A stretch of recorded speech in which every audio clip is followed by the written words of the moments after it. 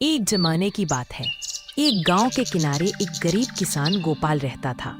गोपाल दिन रात खेतों में काम करता, लेकिन जमीन बंजर थी और मेहनत का फल कभी ज्यादा ना मिलता। वो अपनी बीवी और 2 बच्चों के साथ बड़ी मुश्किल से गुजर बसर करता। कभी कभी हालात इतने खराब हो जाते कि चूल्हा जलाने के लिए भी कुछ नहीं होता। गांव वाले अक्सर उसकी गरीबी का मजाक उड़ाते थे, लेकिन गोपाल हिम्मत ना हारता और हमेशा कहता, ऊपर वाले की जमीन है, मेहनत करने वाले को कभी खाली हाथ नहीं रखती। एक दिन गोपाल जंगल के रास्ते लकड़ियां काटने गया ताकि उसको बेचकर कुछ अनाज खरीद सके। जंगल की गहराई में उसे एक जख्मी गाय मिला। गाय का रंग बिल्कुल दूध जैसा सफेद था और आंखों में एक अजीब सी रोशनी चमक रही थी। गोपाल ने देखा कि गाय के पांव में कांटा गड़ा हुआ है। उसने बिना डरे गाय की मदद कर दी। गाय ने प्यार भरी नजरों से गोपाल को देखा। ए नेक दिल इंसान, तुमने मेरी जान बचाई है। मैं आम गाय नहीं, एक जादुई गाय हूँ। तुम एक नेक और सच्चे दिल इंसान हो। मैं तुम्हारी मदद करूंगी और तुम्हारी गरीबी दूर कर दूंगी। लेकिन याद रखना, मेरी ताकत का गलत इस्तेमाल न करना। गोपाल हैरान हुआ, लेकिन दिल ही दिल में ऊपर वाले का शुक्रिया अदा किया। अगले दिन सुबह गोपाल जब अपनी गाय के पास गया तो उसने देखा कि वहाँ एक सोने का सिक्का पड़ा हुआ था। गोपाल यह देखकर बहुत आश्चर्यचकित हो गया। फिर वह अपनी पत्नी के पास गया। देखो भाग्यवान, मुझे ये गाय के पास से मिला। पता नहीं ये कहाँ से आया। मुझे लगता है गोपाल जी, इस गाय का चमत्कार है। हाँ सोना, मुझे भी लगता है ये गाय का ही चमत्कार है। जो भी हो जी, पर इससे मेरी गरीबी दूर हो जाएगी। चलो, भगवान ने मेरी सुन ली। धीरे धीरे गोपाल को हर रोज एक एक सिक्का मिलने लगा। देखते ही देखते वह एक धनी इंसान बन गया और हर गरीब व्यक्ति की मदद करने लगा।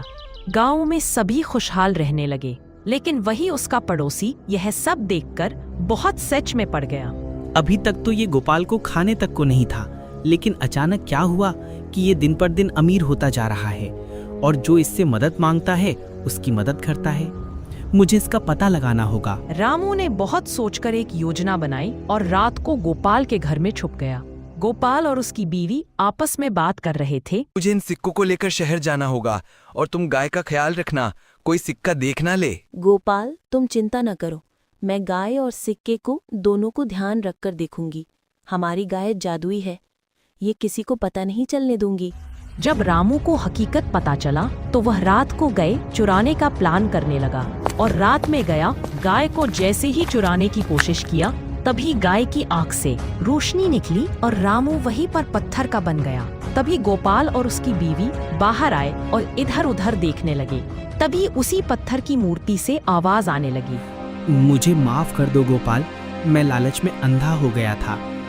मुझे मेरी गलती का एहसास हो गया है, कृपया मुझे क्षमा कर दें। तुम्हारे अंदर छल, कपट और लालच था, इसलिए तुमने मुझे छुआ और तुम पत्थर के बन गए। हे गाय माता, कृपया इन्हें क्षमा कर दे। इन्हें अपनी गलती का पश्चाताप हुआ है, कृपया इन्हें माफ कर दें। यह सुनकर गाय की आंख से एक रोशनी निकाली और वह पत्थर फिर से रामू के रूप में आ गया। तो मेरे मोहित, आज सुबह से लाजू घर नहीं लौटी। न जाने वो कहाँ चली गई। मैंने बहुत ढूंढा पर वो कहीं नहीं मिली। मोहिनी ने रोते रोते सारी बात मोहित को बता दी। सारी बातें सुनने के बाद मोहित की तो जैसे दुनिया ही पलट गई। मोहित लाजो से बहुत प्रेम करता था। वो कुछ देर तक बिल्कुल चुप रहा। उसने देखा अब रात का अंधकार चारों ओर फैल चुका था। तो माँ जी, हमें जल्द से जल्द लाजो को ढूंढना होगा। अगर वो पूरी रात बाहर रही तो कोई जंगली जानवर उसे नुकसान पहुंचा सकता है। हमें किसी भी हाल में लाजो को ढूंढकर घर लेकर आना ही होगा। तीनों लाजो को हर जगह ढूंढते हैं, परंतु लाजो जंगल में होती, गांव में होती तो मिलती ना। रात भर वे लोग उसे खोजते रहे और हर पल मायूस होते चले गए। लाजो के लिए मोहित के चेहरे पर जो फिक्र थी वो मोहिनी से सहन नहीं हो रही थी। फिर भी उसने अपने दिल को समझाते हुए कहा, बस थोड़ा सा और सब्र, उसके बाद मोहित मेरा होगा हमेशा के लिए, और फिर मैं मोहित के साथ हंसी खुशी रहूंगी। अब मैं आपको थोड़ा शुरू की कहानी में ले चलती हूँ। मोहिनी, लाजो और रोहित तीनों साथ साथ पले बढ़े थे। रोहित लाजो को बहुत पसंद करता था, लेकिन मोहिनी को ये बात बहुत चुभती थी। वो रोहित को हर हाल में हासिल करना चाहती थी, इसीलिए ये पूरा खेल मोहिनी ने खेला था। चलो आगे देखते हैं अब क्या होता है। लाजो यहाँ कहीं नहीं है। हम ढूंढे तो ढूंढे कहाँ उसे। हो सकता है वो घर चली गई हो, लेकिन अगर होती तो क्या यही ना होती। मुझे लगता है एक बार हमें घर जाकर ज़रूर देखना चाहिए। चाची ठीक कह रही हैं, हमें अब घर चलना चाहिए। आखिर हम कब तक यहाँ रहेंगे। तीनों घर की ओर चल दिए।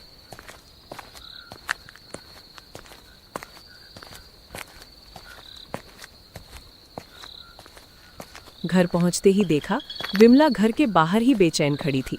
उन्हें दूर से आते देख वो दौड़ती हुई उनके पास आई। मेरी पोती कहाँ है? दादी, क्या लाजो घर नहीं आई? नहीं, वो तो नहीं आई। क्या वो तुम लोगों के पास नहीं थी? नहीं, हम उसे कब से ढूंढ रहे हैं। कहाँ चली गई मेरी बच्ची?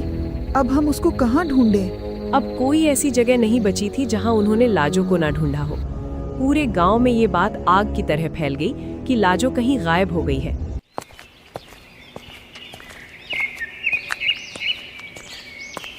एक दिन मोहित का पिता मुकेश घर में बैठा हुआ था। उसी समय मोहिनी उसके घर आई। मुकेश दिमाग से कम और लोगों की बातों के डर से ज्यादा सोचने वाला इंसान था। अरे आओ आओ बिटिया, आओ और बताओ कैसे आना हुआ। अब तो तुम्हारी सहेली भी गायब हो गई है। अब तो वो मोहित को फूल तक नहीं भिजवाती, तो फिर तुम क्या करने आई हो? काका, मैं आपको एक सच बताने आई हूँ। आपकी होने वाली बहू मेरी पक्की सहेली थी, ये बात आपको पता है। लेकिन क्या आपको ये भी पता है कि वो गायब नहीं हुई है? वो भाग गई है सरपंच के छोटे भाई विवेक के साथ। अरे गांव में तो सुना था चोट मोहिनी को लगती है तो दर्द लाजो को होता है। लाजो को अगर कांटा लगे तो चीख मोहिनी के मुंह से निकलती है, परंतु आज तो सब कुछ उल्टा हो रहा है। ये मैं क्या देख रहा हूँ मोहिनी? लाजो के बारे में तुम ऐसा क्यों बोल रही हो? अरे, आपको यकीन नहीं करना तो मत कीजिए। जो सच है मैंने वही बताया है। मोहित न खाना खा रहा है, न किसी से बात करता है। हम तीनों बहुत छोटे छोटे थे जब से साथ खेलते खेलते बड़े हुए हैं। मेरी सहेली भाग गई और दूसरा उसके गम में घुल घुल कर मर रहा है। ये सब मैं नहीं देख सकती। लाजो को लेकर अगर कोई मेरी जुबान से कुछ कहकर दिखाए तो मैं उसकी जुबान खींच ना लूं। मैं बस इतना कह रही हूँ, आज से ठीक 9 दिन बाद लाजो और मोहित का विवाह तय था। अगर तब तक लाजो लौटकर नहीं आई तो गांव वाले मोहित के बारे में क्या सोचेंगे? इससे पहले कि गांव कुछ सोचे, आप मोहित का विवाह कहीं और करवा दीजिए। मोहिनी अपनी बात कहकर वहां से निकल गई। महेश के घर के बाहर खड़ी एक औरत वसुंधरा ये सब सुन रही थी। इसीलिए मोहिनी ने जानबूझकर ऊंची आवाज में बात कही ताकि वो औरत जरूर सुने। मोहिनी तीर छोड़कर वहां से निकल गई। वो अच्छे से जान चुकी थी अब इस गांव में क्या होने वाला है। मोहिनी के जाने के बाद मुकेश गहरी सोच में पड़ गया। अब सुनो, जिसका विवाह टूट जाता है उसका इस गांव में दोबारा विवाह नहीं हो पाता। यही इस गांव की परंपरा है। अब बताओ, मेरे बेटे से विवाह कौन करेगा? अगर 9 दिन हो गए तो बात बहुत बिगड़ जाएगी। मुझे 9 दिन से पहले कुछ न कुछ सोचना ही होगा। उधर वसुंधरा वो एक घर से दूसरे घर गई और सबके कान में फुसफुसाती चली गई कि लाजो किसी के साथ भाग गई है। उधर हम देखते हैं लाजो अब एक काले फूल में बदल चुकी थी। वो दिन रात कांटों से लड़ती रहती। जो कांटे फूल की रखवाली करते थे, वही कांटे उस लाजो बने काले फूल को हर पल एक नई मौत दे रहे थे।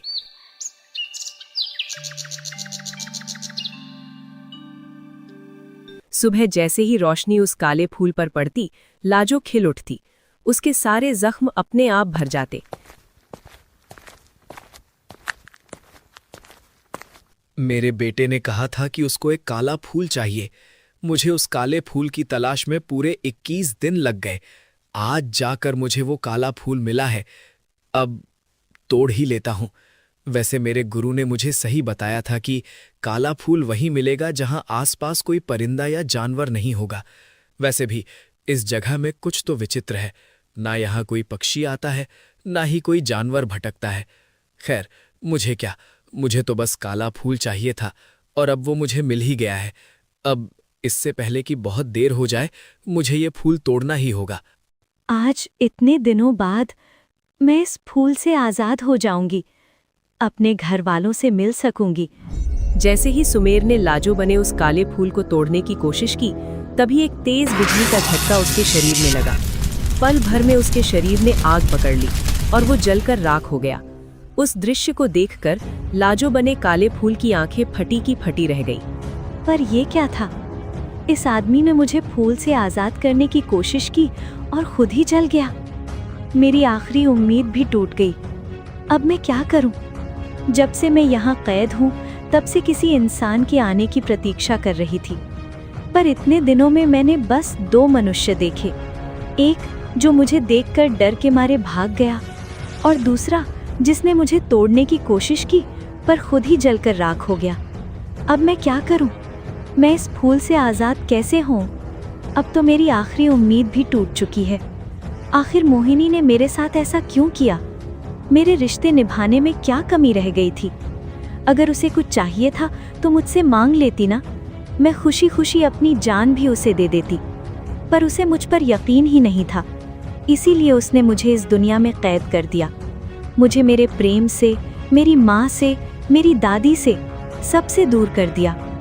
पता नहीं मेरे बिना मेरे घर वालों का क्या हाल होगा। और मेरा मोहित, उससे तो मेरी शादी तय थी ना।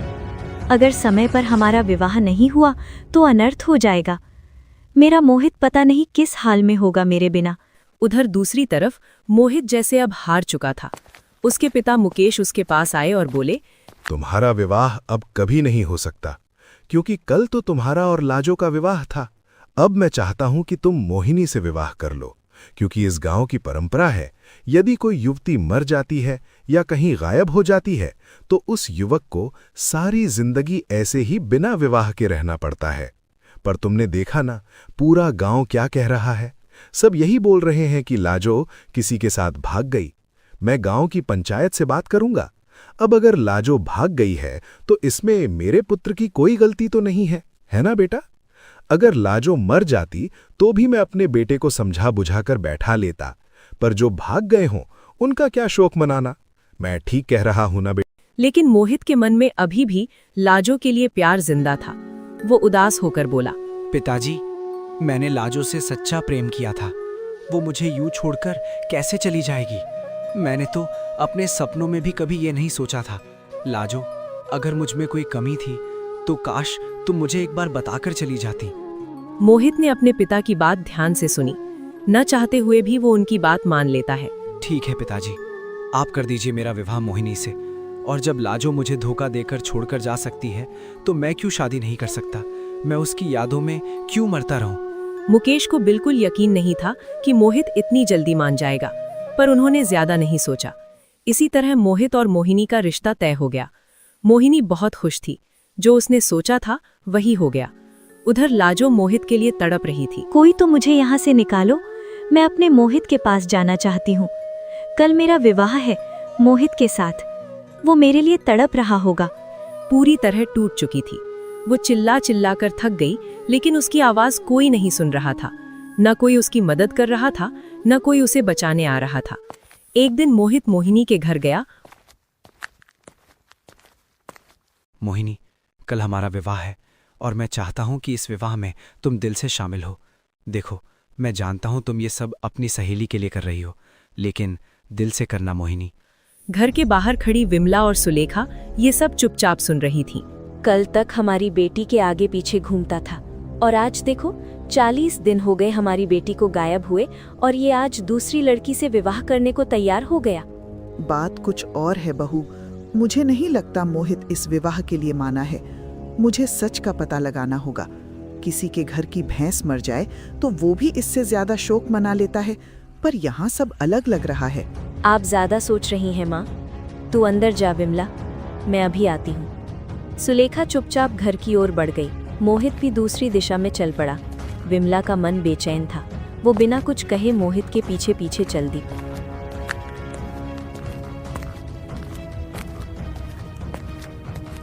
ये मोहित यहाँ क्यों आया है? ये जंगल तो दुनिया के 7वें तबके तक जाता है और ये बात गांव में सिर्फ वही जानता है जिसने गुरुजी के पास शिक्षा ली हो। पर अब मुझे नहीं लगता गुरुजी किसी को इसकी शिक्षा देने के लिए बचे होंगे, क्योंकि मैंने अपनी माँ से ये सब सुना था। फिर मोहित यहाँ कैसे आ गया? मुझे इस पर नजर रखनी होगी। इस जगह आने का मतलब है किसी को बर्बाद करना। यहाँ वो रूह कैद की जाती है जो शैतानी रूह हो, जिनका मकसद दुनिया को बचाना है। बस इसीलिए आज तक ये जगह खुली हुई है। परंतु मुझे नहीं लगता गांव का या इस राज्य का कोई भी व्यक्ति इस जगह के बारे में जानता होगा। आखिर ये मोहित करना क्या चाहता है? कहीं इसी ने तो मेरी पोती को गायब नहीं किया? कहीं इसका मोहिनी से प्रेम हो गया हो और ये मोहिनी से विवाह करने के लिए ये सब कर रहा हो? विमला ने देखा मोहित चलते चलते एक ज्ञानी बाबा के पास आकर रुक गया। ज्ञानी बाबा उसे देखकर बोले, क्यों, क्या तुमने अपना काम कर दिया? अब बताओ, तुम खुश हो या नहीं? अब कर तो दिया है गुरुजी, पर अब पता नहीं ये पूरा होगा भी या नहीं। आज उसे फूल बने हुए 40 दिन हो गए हैं। आखिर रोहित को पता कैसे चला कि लाजो एक काला पुष्प बन चुकी है? कहीं ये मोहित की कोई चाल तो नहीं? आखिर मोहिनी और मोहित का रिश्ता क्या है? और लाजो क्यों कह रही थी? आखिर मोहिनी ने मेरे साथ ऐसा क्यों किया? इन सभी सवालों के जवाब जानने के लिए बने रहिए इस रहस्यमयी और रोमांचक कहानी। हाँ बेटा, 40 दिन हो चुके हैं। अगर 41वें दिन सूर्य निकलने से पहले उसे उस फूल से इंसान नहीं बनाया गया तो वो हमेशा हमेशा के लिए 7वें तबके में पहुंच जाएगी। फिर चाहे दुनिया की सारी अच्छी और बुरी ताकतें एकजुट क्यों ना हो जाएं, वो वहां से कभी बाहर नहीं आ पाएगी। आप ऐसा मत बोलिए बाबा जी, मुझे पूरा यकीन है जो जाल बिछाया गया है उसमें वो जरूर फंसेगी। मैं ये प्यारे दोस्तों, अगर आपको यह कहानी अच्छी लगी हो तो हम